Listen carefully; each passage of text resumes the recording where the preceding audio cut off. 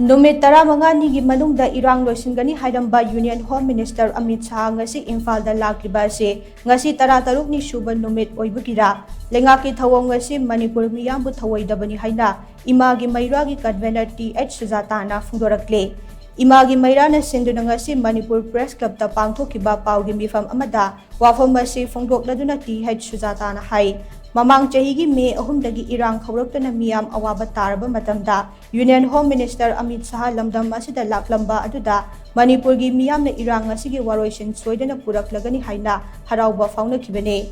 waroisin adu puraknaba numit 15 gi matungda amuk hanna lamdam asida lakani haina meeyam da ut chairamlaga tha 13 lakhidrabane aduga ngasina Irang asigi waroisin touong laga bot khombo oina lamdam asida Laklibasi Manipur gi meeyam thouoidabani haina lawe ngami haibagi matagum tongning ba tawduna ngasigi meeyam da awaba piriba asigi mayokta lamdam asigi meeyam na leifam thokpane Union Home Minister gi khongchat asigi matangda minister amana phongdokhibagi matung inna Amit Shah na Manipur gi yaifanaba wafam kaya soidana lauthoklamgani haiba wafam ado taramna oe Adamoinamak Amit Shah na phongdoklamgadoriba wafamsing ado ayiba cherol oina lauhobuna achumba khongthang oigane Nakalamaromda lakadoriba mikal asida miyoi kharana kanglongi wangmada sel amasung pangalgi khudongchaba launaba honaraklibasi miyamna wakal tabagi tangai fadaba lei phulngaklibasingdasu mama oibising yauna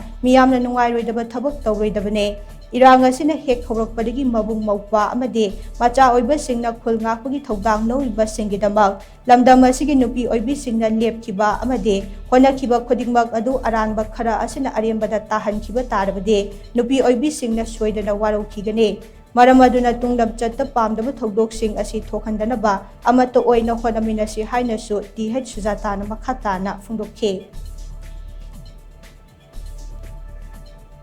Housi akwai bot tawri bisbok ta tawni ba bot nate akwai mai kai mari chat pa yaba nate akwai yamna luba situation sida bot khomgani na lai ba bot ki damakta lengbi rei kai maram gi no ba akwai gi Manipur da lai ba praja miyam sibu thawai usitana yenga bra center na haiba wakhalam akwai na khanjal e ba maram di moina oina akwai gi election commission na haira pa taraga su moina su support khatang tawbiraga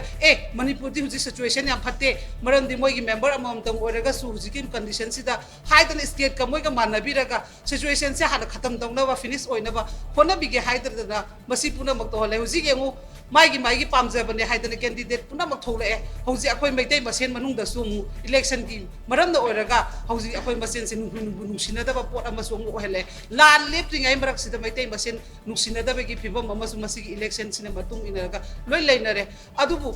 masi puna makse oiraga su akhoi na hada da gi su dum hajiraga lakpa praja miyam puna apamba da achumba tungi future se makada bada tomina si haiba poto ngasi su imai gi Meira da gi hanna na thamjari